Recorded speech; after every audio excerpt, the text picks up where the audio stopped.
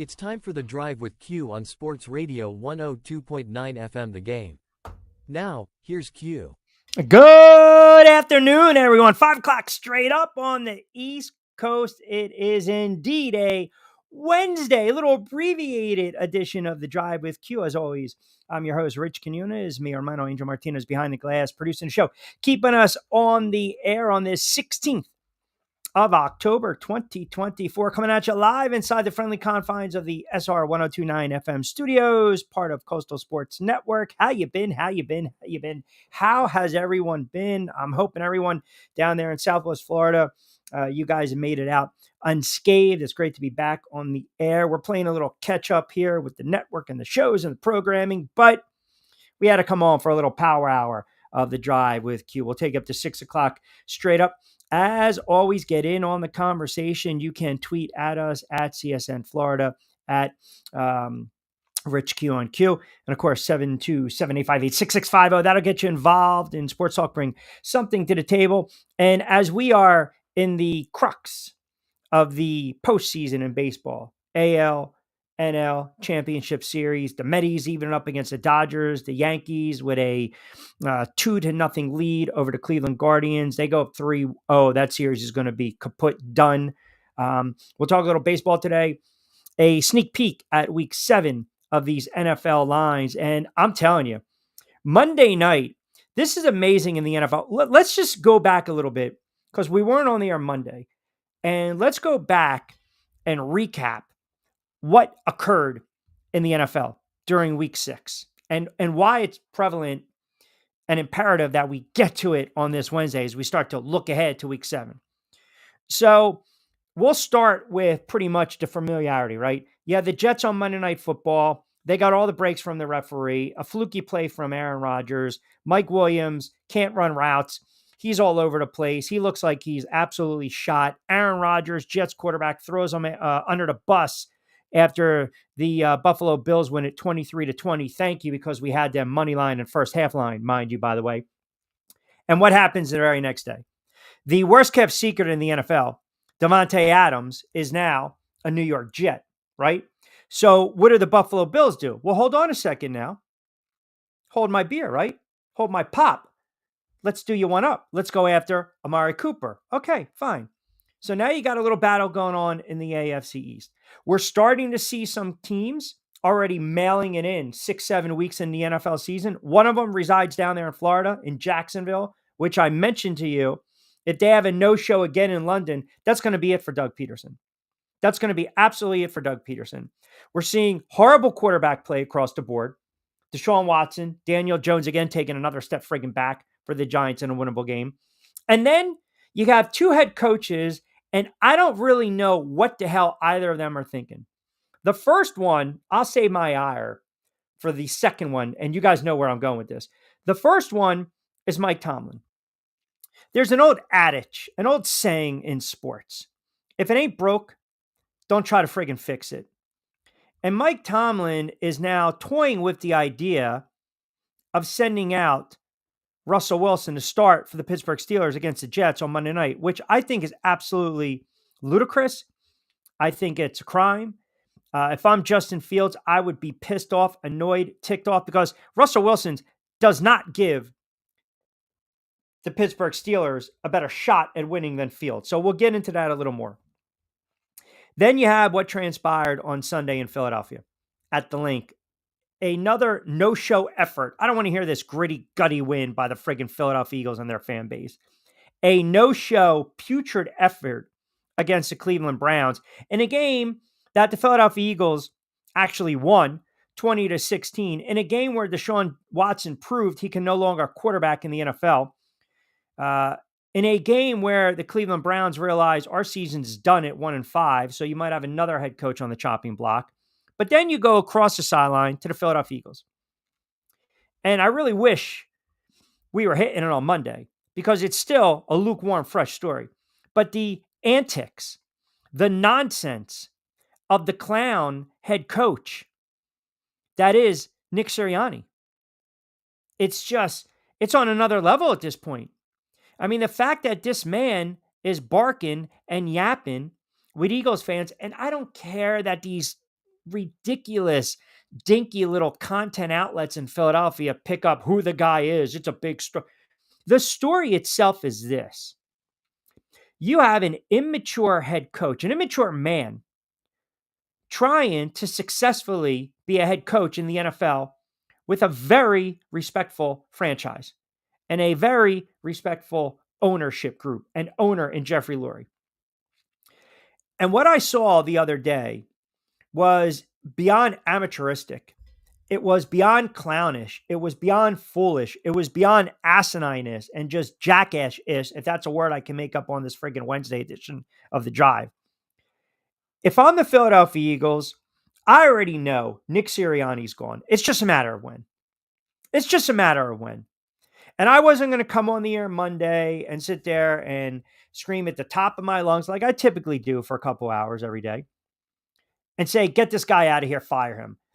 What this is now is basically if you have a job and you keep screwing up at your job, forget about performance evaluation, your performance review. What this is now is just check marks, check mark, check mark, red flag, red flag, red flag. Think where in the world is it acceptable for a head coach to bark at fans like that? I mean, is George Allen doing that? Is Vince Lombardi doing that? Is Bill Parcells doing that? Is Bill Cowher doing that? Is Bill Walsh doing that? Is Landry doing that? Is Belichick doing that? Oh, is Andy Reid doing that? No. And they allow this. And here's the worst problem I have with Nick Sirianni going back and forth, yapping like an absolute jackass with the fan base or fans or a handful of fans. The fact that after the game, a game in which the Philadelphia Eagles were lucky to win, okay? Again, lucky to win. You have the head coach who comes out with his kids during the press conference, which he thinks he's trying to be friggin' slick. He thinks if I have my kids up there, all of a sudden it's going to soften the blow of the media asking me tough questions. When all it reminded me is that scene in New Jack City when they were basically setting up for the wedding, right? And all of a sudden they knew that they were going to have a hit on Nino Brown. So what does Wesley Snipes' character do? He picks up a little kid, a little girl, a flower girl, and almost like wants to use her as a shield for the bullets. Like that's what Sirianni was. I felt like that's what he was doing with his kids. It's like, shield him. Like, here you go. And then he's dropping curses in front of him. This dude is so freaking clueless. He is a clown. Seriously, he's a classless fool.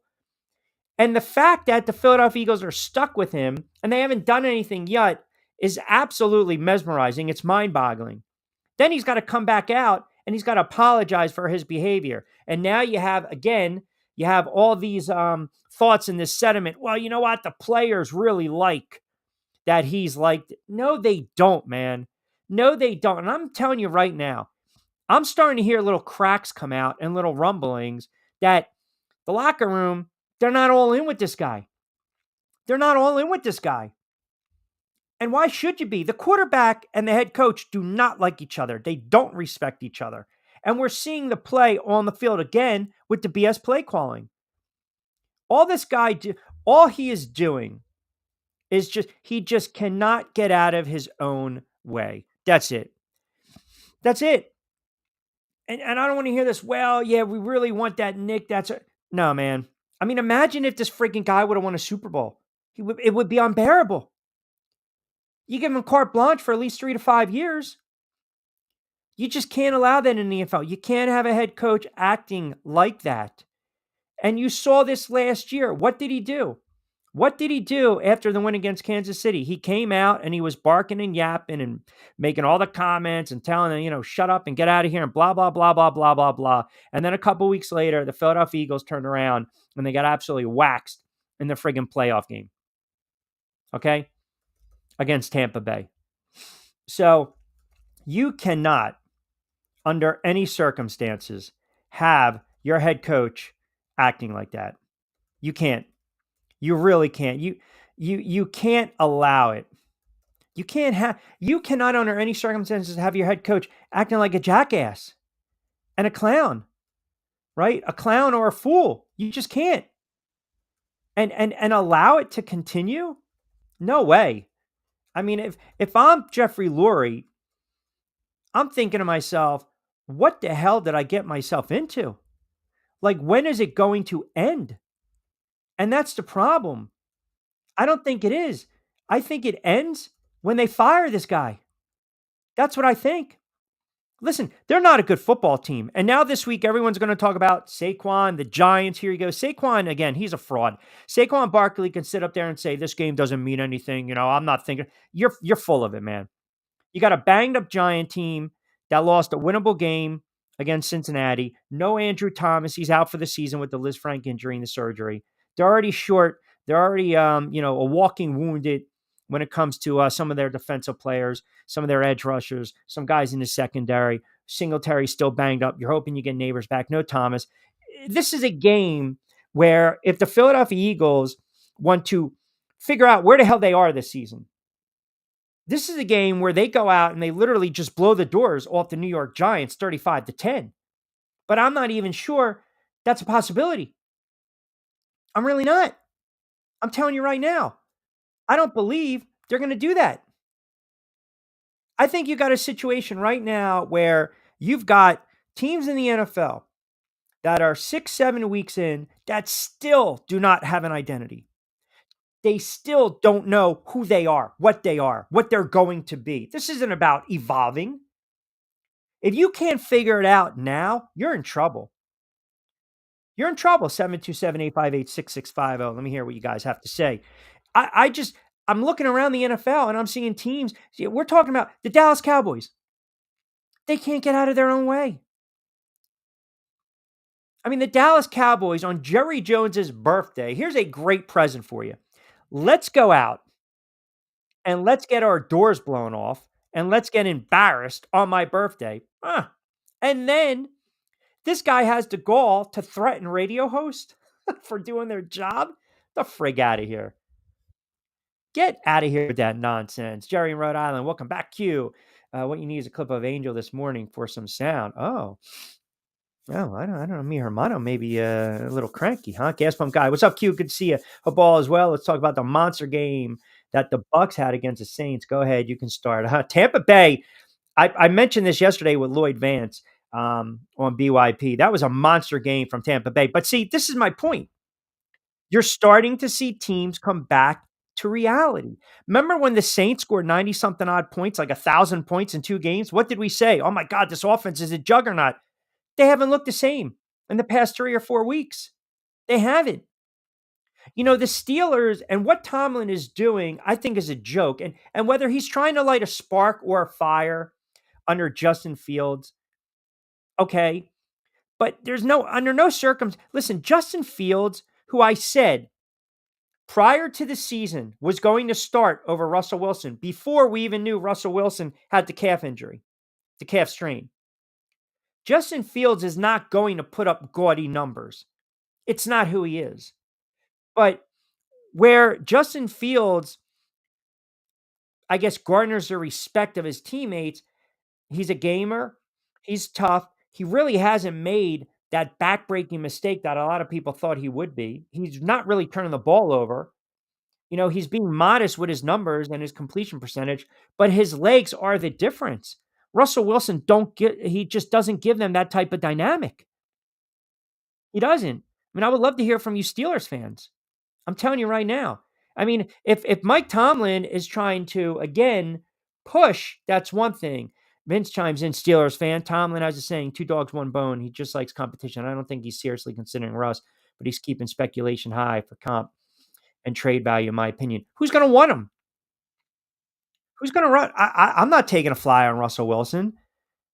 If the Pittsburgh Steelers start Russell Wilson against the Jets, you know what that tells me? It tells me that for a head coach who we've lauded for 15 years, who we've given all this just due and respect, the guy's never had a losing season. Guys play for him.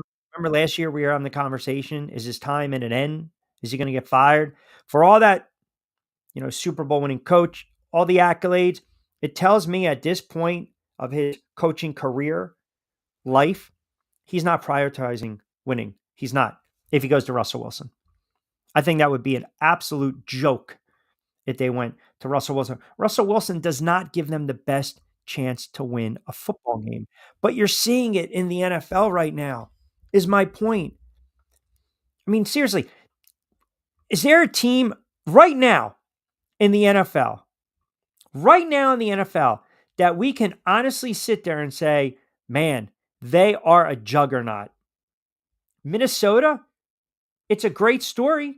Sam Darnold's playing at a high level. They're 5-0. They're putting up points. He's not turning the football over. They've got some weapons.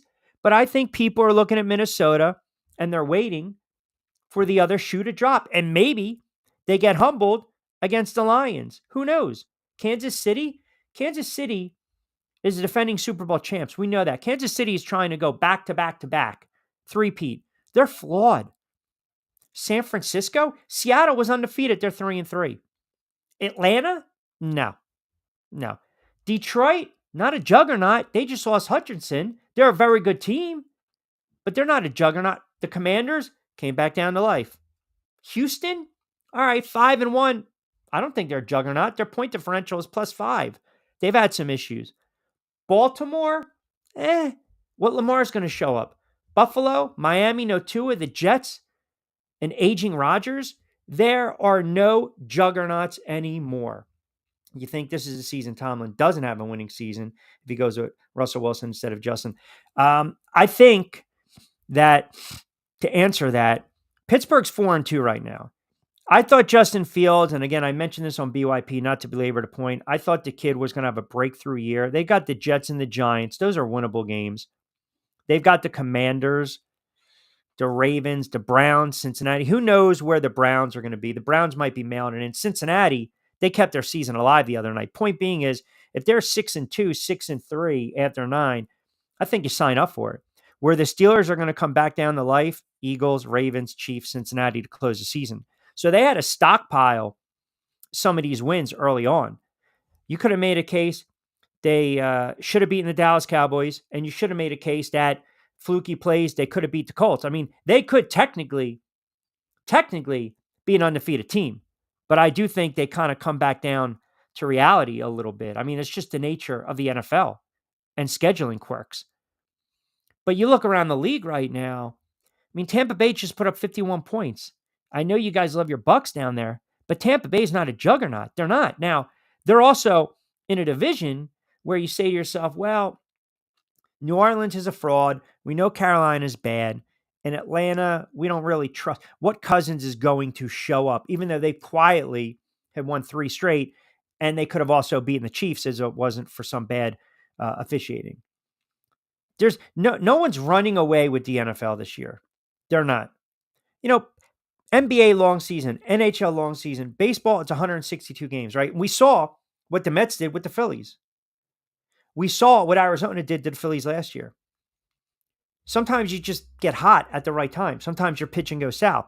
Sometimes your bats go quiet, right? I mean, everyone thought after game 1 of that NLCS, the Mets were done against the Dodgers. The Mets are done. You shouldn't have thrown out Senga. Here you go. Dodgers offense. And then they come back and they pour it on the Dodgers and win game 2. Like the Dodgers, they're not a juggernaut. The Yankees are not a juggernaut. I mean, Aaron Judge finally wakes up. But baseball, it's a long season. The NFL, we're already in week 6, week 7. You blink, you can't sit there and say, oh man, maybe we can afford to lose this game. Well, yeah, sometimes if it's an out-of-conference game. When you start to get to November, mid-November, you're fighting for your playoff lives. We're already seeing some coaches right now. I mean, think about this. Think about the comp with some of these trades. So the New York Jets, once again, they get rid of Robert Saleh. We already knew Aaron Rodgers had his fingerprints all over that. Okay, they jettison. They do an upgrade, at least to some Jet fans' eyes. And all of a sudden, they get a little juice in the building on Monday night. You get the Hail Mary, which should have been knocked down. Everyone's getting excited. This is a winnable game. And then the officiating was so bad. It was so brutal on both sides. But then you just saw why Buffalo is a really good football team. I mean, Aaron Rodgers throws for close to 300 yards, and they ran for a buck 21. Typically, you're going to win that type of game. But the kickers were horrible. They were missing field goals, missing extra points.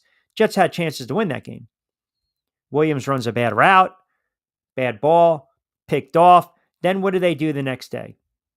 You have to appease who? You have to appease the quarterback. You have to appease the Hall of Fame quarterback. It's exactly what you have to do. And I mentioned this. Rodgers is not going to last the whole season. He's not. This guy's been sacked 16, 17 times for 6 games. I mean, he's on pace to be sacked 40-something odd times, 50-something odd times. That would be a career high. He was sacked 50 times once in his career, 2009. He's not going to last. But the Jets say to themselves, hey, man, we're going to pull the trigger. We're going to make a move. We're going to bring back Davante Adams. Or I'm sorry, we're going to bring Davante Adams to reunite with Aaron Rodgers. They had a great run in Green Bay. And do you guys really believe that Davante Adams is the answer right now for the Jets? What are we going to blink? And all of a sudden, boom, they're going to be 2 peas in a pod again, and these guys are going to go off. Buck 50, 2-3 touchdowns a game. It's not happening. It's just not. Oh, my hamstring was hurting. Well, I just got traded to the Jets. Now all of a sudden, my hamstring feels better. So now you've got that. So now you got conditional draft compensation scenarios, best to worst. Then you have a situation in Buffalo with Amari Cooper. You're saying to yourself, all right, what are you bringing in a guy unless you're going to give him a extension on an expiring contract? You're basically renting him out for 11 games. Buffalo saw what the Jets did. Buffalo realizes that their window is closing. They know that. They understand that. The Buffalo Bills, if not now, when? So they decide, let's make an upgrade. The Raiders couldn't wait to get rid of Adams. And Cooper couldn't wait to get out of Cleveland because that's a mess. But are those moves really putting those teams over the top? Are they going to run away with the AFC East? Are they going to run away with the AFC? I don't think so. I don't. These teams, they're putting all their eggs in one basket. A lot of them. And it's biting some of these coaches in the ass. It really is.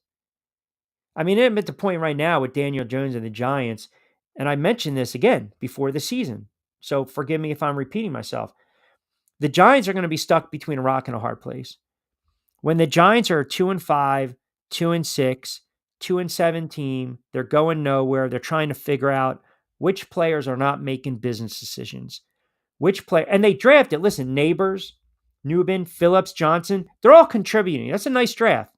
Neighbors, obviously, with the concussion, if he goes Sunday, that would be an added bonus for that offense. But they know Daniel Jones is not the answer. So when they're out of it, and I always make a joke over the last decade because they've been such a piss-poor franchise, can you at least play meaningful football up until Halloween? When we turn the calendar page to November, and they're 2-5, 2-6, they're going to bench Daniel Jones. There's no reason to keep playing him because if he gets hurt, they're going to owe him money. But then the losses mount up. So then you might have a potential head coaching change. I mean, look what's going on right now. Again, let's take a step back. Pierce is not the answer with the Raiders. He's not. He's just not. I mean, we can sit there and say players coach. That's such a crock. You ask any player, the player doesn't. They're not playing up for the coach. Oh, the guys are going to run through. No. They're playing up for this. Their stats, their incentives, which equal dollars, contracts, incentives, money. That's the incentive. That's the driving force. He's done. Carolina, that might be a one-and-done situation. We already talked about McCarthy. McCarthy, I'm surprised he's not fired yet. Dallas is going to look for a head coach. The Giants might be looking for a head coach. I still stand by this. no matter what happens with the Eagles, unless they have this run and they win the Super Bowl, Nick Sirianni's gone. Nick Sirianni's gone. And I'll do you one better. A little birdie was floating this at me. And I'll say he's a good source, but bear with me for a moment. So you've got David Caldwell, not the David Caldwell that was fired with the Jags. You have David Caldwell that is with the Eagles front office. He knows a lot of people, obviously, with the Indianapolis Colts front offense. Okay. Who is Sirianni buddy with? Steichen. Where's Steichen in Indianapolis? Now, I'm not suggesting, so please don't run with this because we know how stuff gets run with. I'm not suggesting that Nick Sirianni is trying to pull a George Costanza when he was offered the Met job, but he can only get it if the Yankees fired him. And he drove through the parking lot with the World Series trophy, remember? And then he had Babe Ruth's jersey on. He was pouring strawberries all over it. I'm not suggesting Nick Sirianni is trying to get fired. I'm not suggesting that at all. But what I'm saying is, if Nick Sirianni were to get fired, the landing spot for him is probably going to be in Indianapolis with that coaching staff. And there's less pressure in Indy. You don't have to deal with the Philadelphia media. You don't. And you got a young quarterback you can work with, and Anthony Richardson, who obviously is learning right now in the NFL. It comes at you fast because he's been benched for Joe Flacco. So this is kind of where we're at 6 weeks in the NFL season. 727-858-6650. Get in on the conversation. 25 past the 5 o'clock hour. Just cranking up. We'll take up to 6 o'clock straight up on a Wednesday edition of The Drive with Q right here inside the friendly confines of SR 102.9 FM, the Games Studios. Of course, the newest game in town in Southwest Florida. Hope everyone has been safe and sound, and you guys have got through the worst of it, the cleanup and everything, and you guys are back in the saddle. We appreciate you tuning in, as always, on X, Facebook, LinkedIn, and all the other multiple platforms, YouTube Live as well. So we'll open it back up on the other side. A lot more NFL talk. I want to do a little sneak peek in the Week 7. Your thoughts as well as what's going on in the NFL. We'll mix in a little baseball, college football, some thoughts on that as well. 727-858-6650. I'll keep it locked in. We'll take you up to 6 o'clock straight up. Ion Tampa Bay is the latest news, weather, and traffic for Pinellas, Pasco, Ellsboro, Hernando, and surrounding communities. Stay connected on X, Facebook, and their website, iontp.com. Ion Tampa Bay keeps you informed on breaking news as it happens. Southwest Florida's newest game in town. Sports Radio 102.9, the game powered by Ion Tampa Bay. We'll be right back. Adopt US Kids presents What to Expect When You're Expecting. A teenager. Learning the lingo. Today I'm going to help parents translate teen slang. Now, when a teen says something is on fleek, it's exactly like saying, that's rad. It simply means that something is awesome or cool. Another one is totes. It's exactly like saying, totally, just shorter. As in, I totes love going to the mall with Becca. Another word you might hear is jelly. Jelly is a shorter, better way to say jealous. As in, Chloe, I am like so jelly of your unicorn phone case. You don't have to speak teen to be a perfect parent. Thousands of teens in foster care will think you're, rad just the same. To learn more, visit adoptuskids.org. A public service announcement brought to you by the U.S. Department of Health and Human Services, Adopt U.S. Kids, and the Ad Council. This is the story of a very special woman. In a matter of seconds, she turned herself into a great mathematician or an entrepreneur. Her knowledge was limitless and still is. She could also make monsters disappear, especially those that lurked in the shadows under the bed.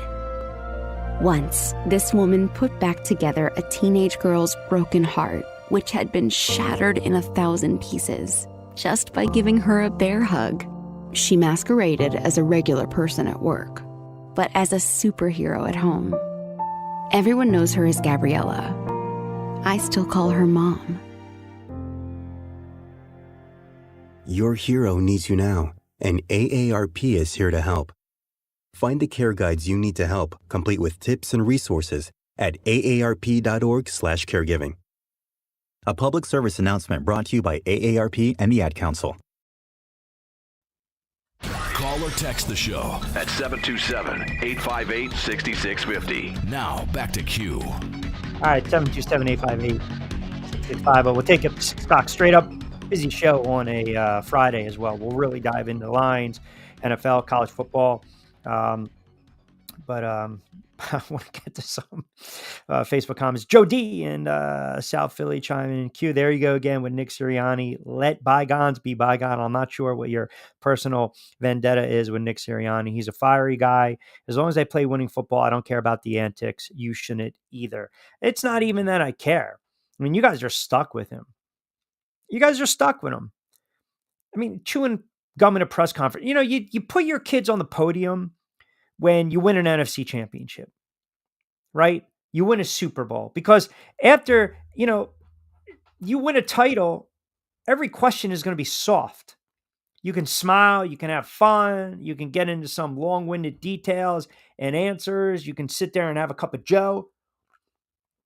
By the way, the link down below, 20% off BYP 20. That's your code for fresh roasted coffee. But you can sit up there and you can do all those things.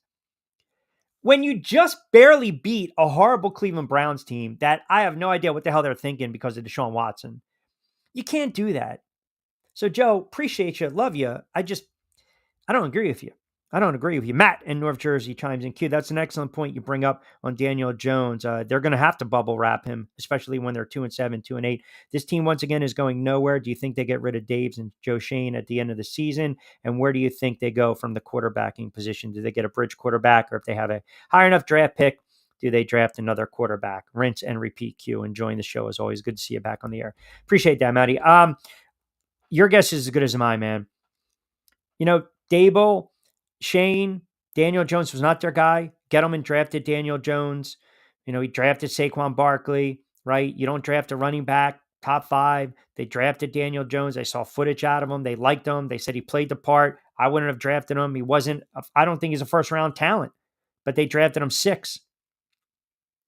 Number 6 overall. Not a fan of that. I think Joe Shane and Brian Daboll, they will be able, again, to get their own guys. That's what they want to do. Tommy in Seaford, Delaware chimes in. Q, I was laughing my ass off when you mentioned the Wesley Snipes. That scene was pretty bad. I can't believe he shielded his kids like that. 727-858-6650. You guys want to get on the conversation? My theory too on the, you bring your kids up there. You're not going to take fire. You're not going to take any fire. If the media, I still listen, the fact that he's dropping curses too, it's utterly classless. It really is. It's just a classic look from Nick Sirianni. Here's a thought. And by the way, you guys can chime in 727-858-6650. Here's a thought with Tom Brady now with the Raiders. Now, because the NFL approved it, you got to put 2 and 2 together, right? Because now he's part of the ownership group. He's going to gauge who? He's going to gauge the hoodie's interest. And if that's the case, Pierce is going to be gone. They just need to figure out who the hell is going to be the quarterback down there. And I don't think Brady's coming out of retirement. Obviously, you can't do both. And he's not going to give up that money that he's seeing in the booth. 727-858-6650, which everyone's killing him with his broadcasting. I don't have a problem. I think he's going to grow into the part, to be quite honest with you.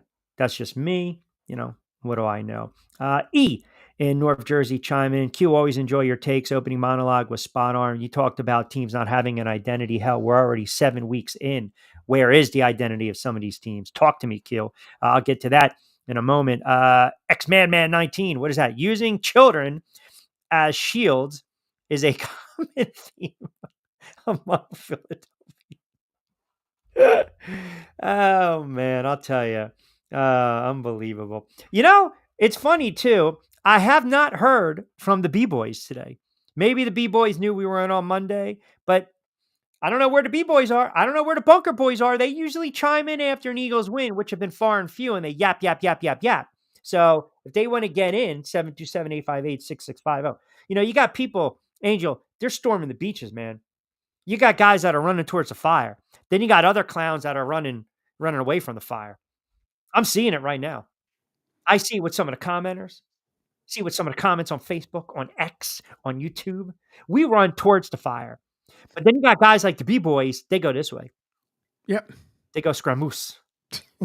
What did you think of Sirianni and his nonsense?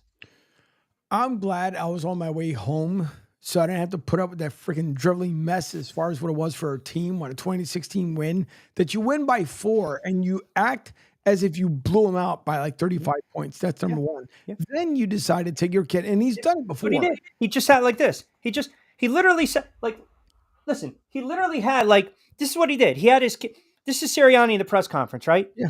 Mr. Giant, mini giant, right? This is what he's doing. He's sitting there. He's like, well, we'll try to get number 26, the football. But, what do I tell you guys? You got to play through the whistle. You got to play through the whistle. I mean, seriously, shut up. Yeah. Nobody wants to hear this nonsense. No. Nobody wants to hear you griping and going back and forth with a friggin' fan.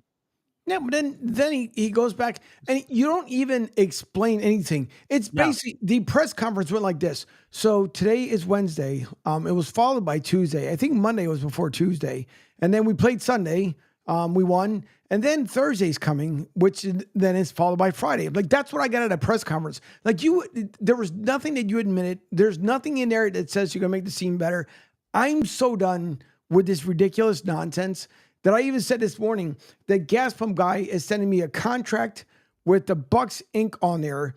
There's a hat, there's a t-shirt, I think there's a jersey, there's all kinds of stuff coming in that same box because I'm just done with Sirianni. There's no way in the world you're going to tell me that Eagles fans are at this point not done with his clown either because it's just a clown show. I played a thing earlier on with Annie Yeagar, and she said if she wanted to watch a clown show, all she would do is watch Nick Sirianni for like the next 2 hours. It's ridiculous. I can't stand it. I believe he's going to get fired at the end of the year. I believe they're getting through the season. They're going to see what they can do. And, I just, for the life of me, if this is any other coach, I mean, I'm telling you, he reminded me of Nino Brown up there. He used his kids as a shield like Nino did in New Jack City. It's embarrassing. The antics are just old, man. The antics are played out. Yep. They're played out. And if I'm a fan, I'm like, enough is enough. Nobody wants to see that kind of nonsense anymore. Nobody wants to hear it from, if my head coach is doing that shit, Nino Sirianni. If my head coach is doing that stuff, I'm beside myself. On top of then you get that goofy ass haircut just to bring more attention to yourself, which makes he's just the only thing I was missing, and thank God he wasn't there in a presser, was freaking Big Dom. That's it. That's the only thing I was missing for that presser. It's just stupid. Go security. That guy can't get. Ready. Sirianni, ready. The Sirianni will be like this, right? Yep. Then all of a sudden, here's Big Dom. Exactly. Like, get out of the screen, man. Like, seriously, it's that's why when people are like, why do you hate? Like, I got my guy Marky Mark in Delaware used to listen to me on 1290 Ticket. He's like, Q, why do you constantly kill the Eagles every single year? You've been doing it for 20 years. We get it right. You cannot stand Philadelphia. You cannot stand their fan base. You cannot stand the Eagles. What more do you want out of us? Leave us alone. We get it. You hate us. It's not really hate. It's just disdain. I don't have hate in my heart. The fan base I can't stand. I don't have hate in my heart, but I can't deal with a rat fan base at times, and I can't deal with a clown show of a head coach. And trust me, I'm a New York guy.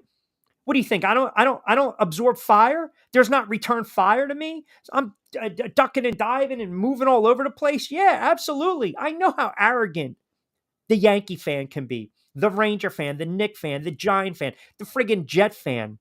Fireman Ed, who's pissed off because he's not getting camera time. Go away, retire already. Like, nobody cares. Nobody cares about your freaking camera time. Just stop this nonsense. So point being is, I can't tolerate goofiness when it comes to being in that type of position. And you have to hold people accountable. And if I'm a billionaire owner and I'm entrusting a 35-year-old, a 40-something-year-old to lead a group of men, 52, 53, 60 deep, and try to win every Sunday, which, oh, by the way, it's really tough to do in the NFL.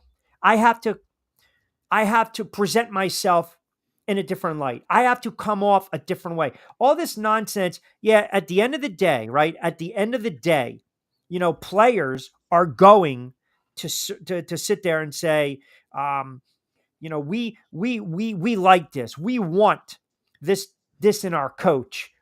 There's a difference between being a fiery guy and getting excited and getting the crowd and then chirping with fans that are spending money on gas, tolls, going over bridges, buying merchandise, buying drink, buying food, investing their friggin' time, their Sunday afternoon. 69.72 on Sunday, by the way. You know what I'm saying? So like what I'm trying to convey to you guys is any team that had a coach act like that or a fan base, I don't see how you can support that. Correct. I don't see how you can sit there and say, well, he's one of us. That's not, then you're an arrogant prick. That's not being one of us. That's just being goofy. It really is, man. And I'm telling you, there are teams right now in the NFL over the next several weeks that are going to start mailing it in. And when you start mailing it in, or you guys aren't on the same page, that's when coaches get fired. That's when guys lose their job. And I'm going to give you a couple teams right now. I thought Chicago was going to be a bad team. Williams, give him credit. They went down there in London. He looked apart. They're playing well. But that was more to me about what's going on in Jacksonville. Because there's no way you can tell me that you bring in a Super Bowl winning head coach who's supposed to be the quarterback whisperer and Doug Peterson. Open up the playbook. Make it creative. You pay Trevor Lawrence that type of money. And Trevor Lawrence goes out and he has basically stunk up the joint for Jacksonville this year. And I mentioned this and we talked about it. And some of you guys, we were going back and forth debating this. And I'll stand by it one more time.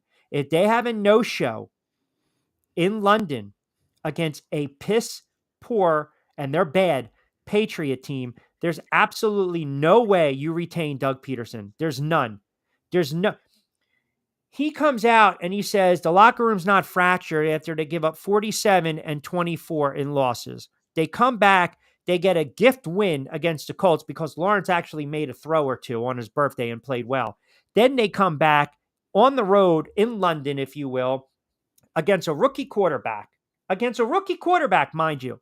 And that defense allows 35 points. They allow Caleb Williams to have a 98-something quarterback rating, rush for over 100 yards. They give up 162 on the ground. I'm sorry, he ran for 50. DeAndre Swift ran for 90. They give up 152. Trevor Lawrence has another bad pick. He's making poor decisions. They score 16 points, and Doug Peterson still has a job. That team is quitting. We can easily sit there and say they play for these guys. They don't. Players don't play for their coaches. They play for themselves and their teammates and the contract, the money, the incentives, and their family. They don't give a shit who's coaching. They're going to play. But when the coach is clueless, when the message is falling on deaf ears, they will quit on the coach. And when I say quit, you have to be very careful when you say that. They start to tune him out.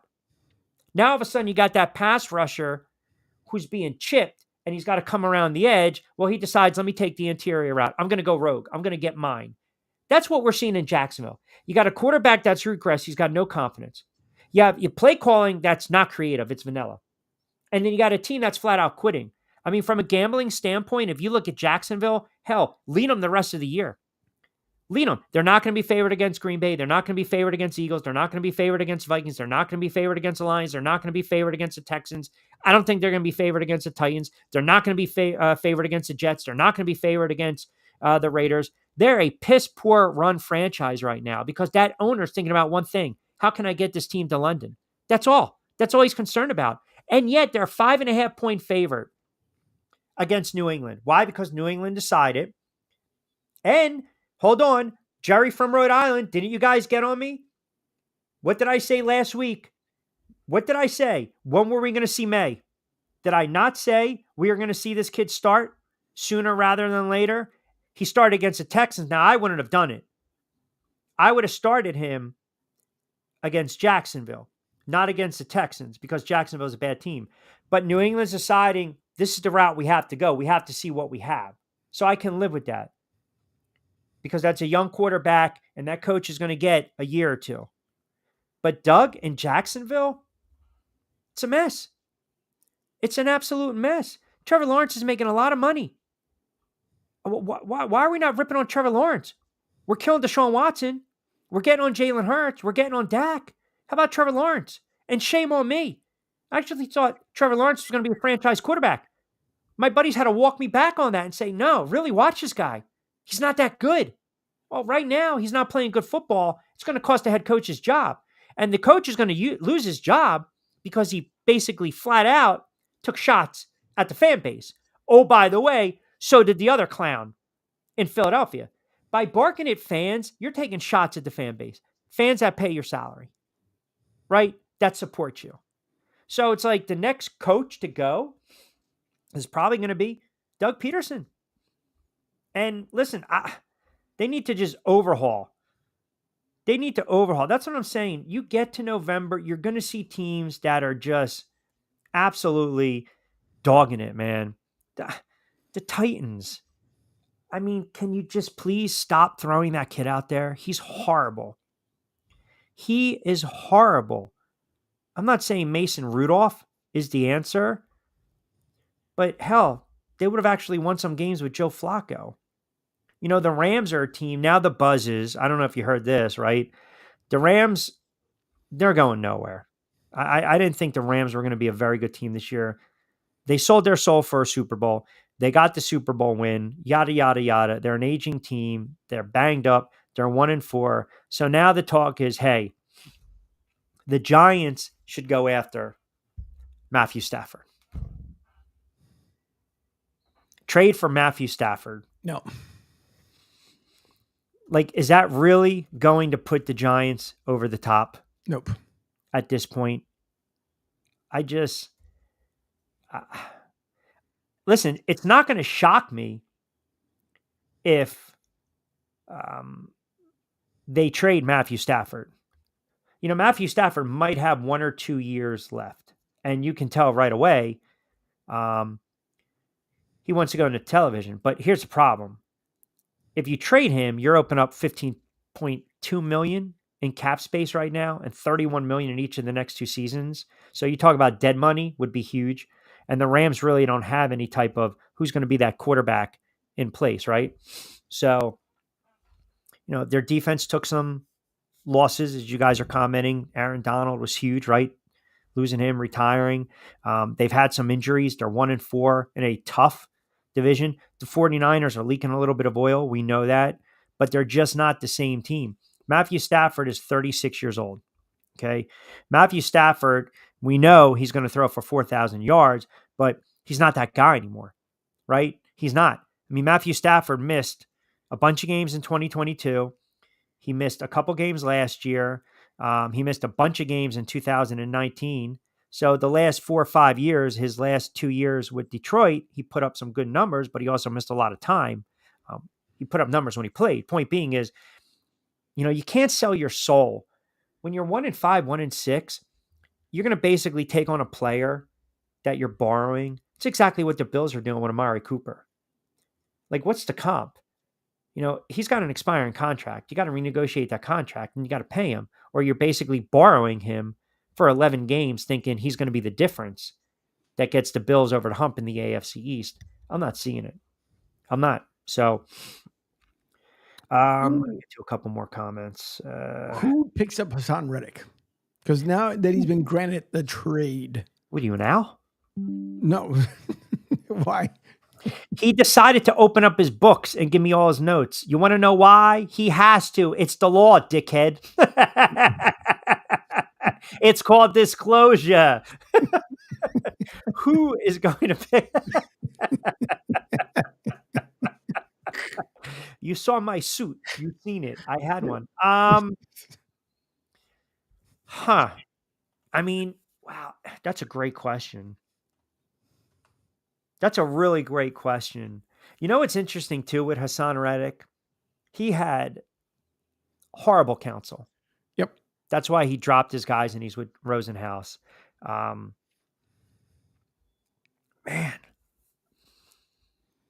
Because yeah, think about it. At the end, it cracks me out where some Eagles fans are like, "Oh, they should bring him back for what?" Then you add another. You can't do it.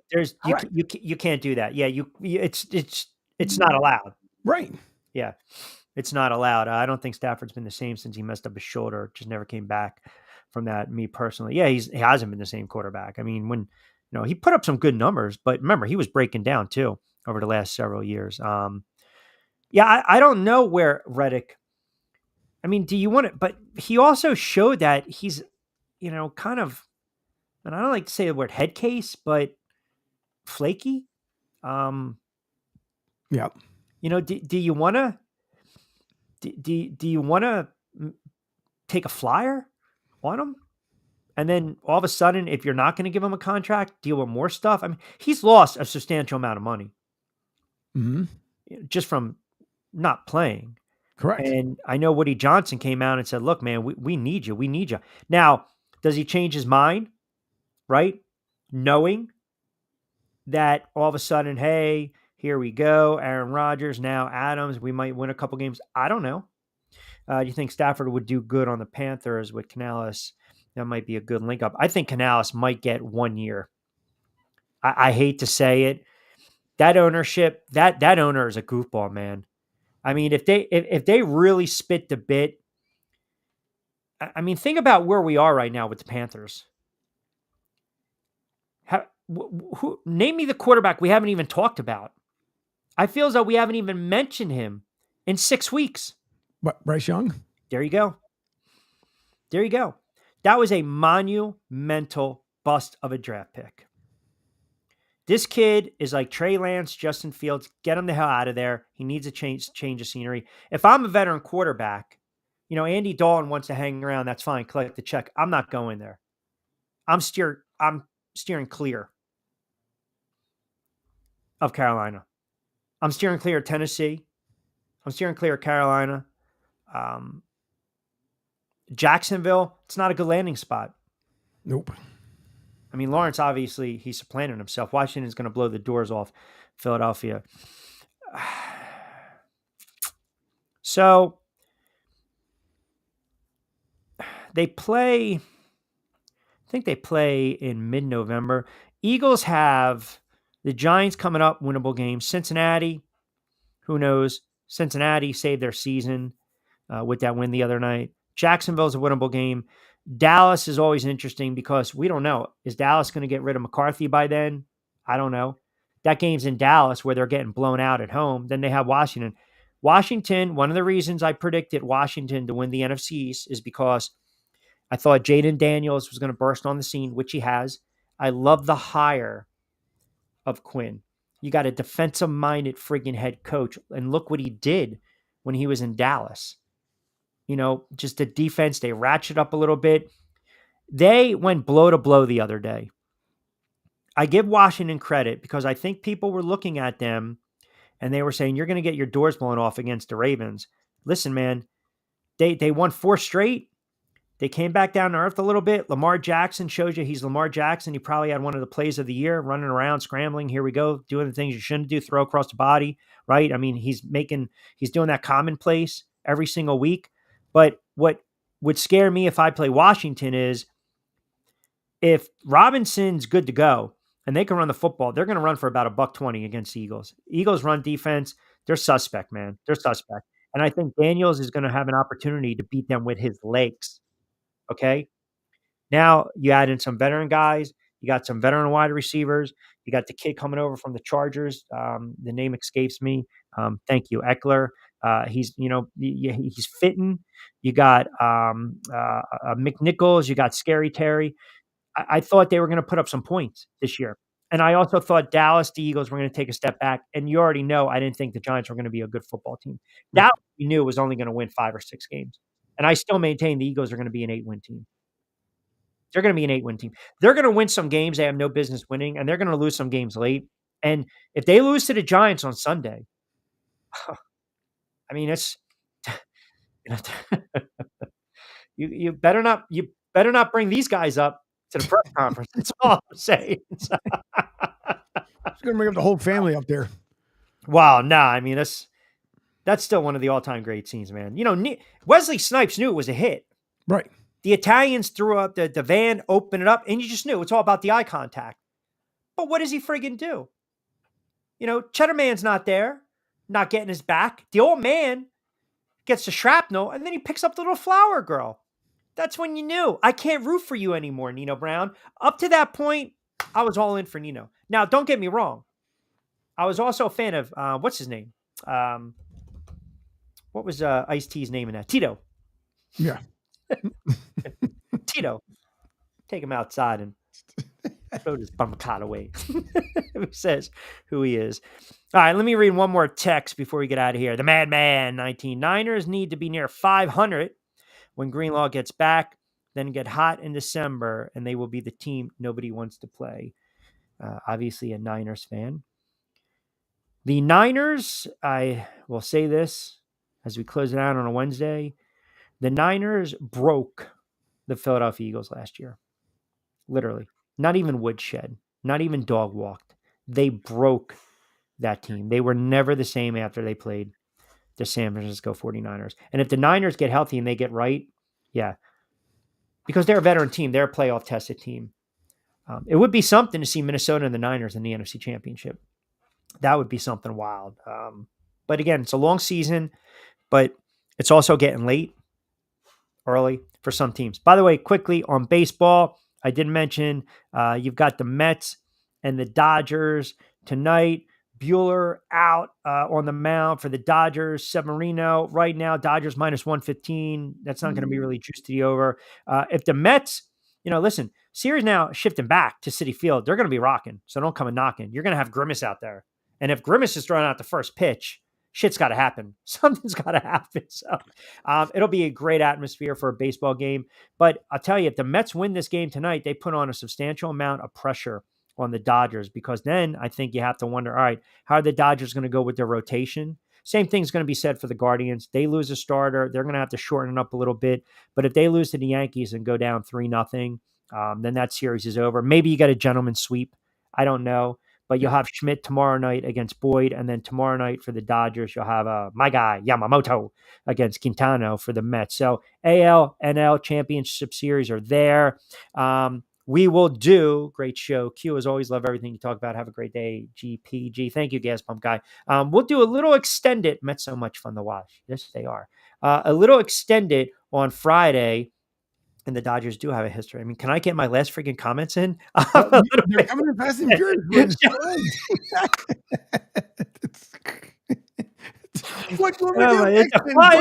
like Pez dispenser with you guys, right? But I love it. I love it. I absolutely love you guys. Extended show Friday. What the frig? Football Friday edition of The Drive. We'll have some guests. We'll do some lines. We'll get in week 7. I promise. I know Vince, college football guy, wants to get in some college football. We will definitely lock in college football. We'll talk some more baseball. By the way, Jonathan Marshall next week on the NBA. The Sixers are already dealing with some injuries, so I can mock him for that. And Paul George and his banged up knee. And yes, there are a lot of revelations going on in the world of sports, and we will try to figure them out as the week goes on. 727. 858. A lot of people thought they enjoyed when Mini Giant came on for a couple moments. Alrighty, this is what happens. Like clockwork. Where do you think the growls are coming from?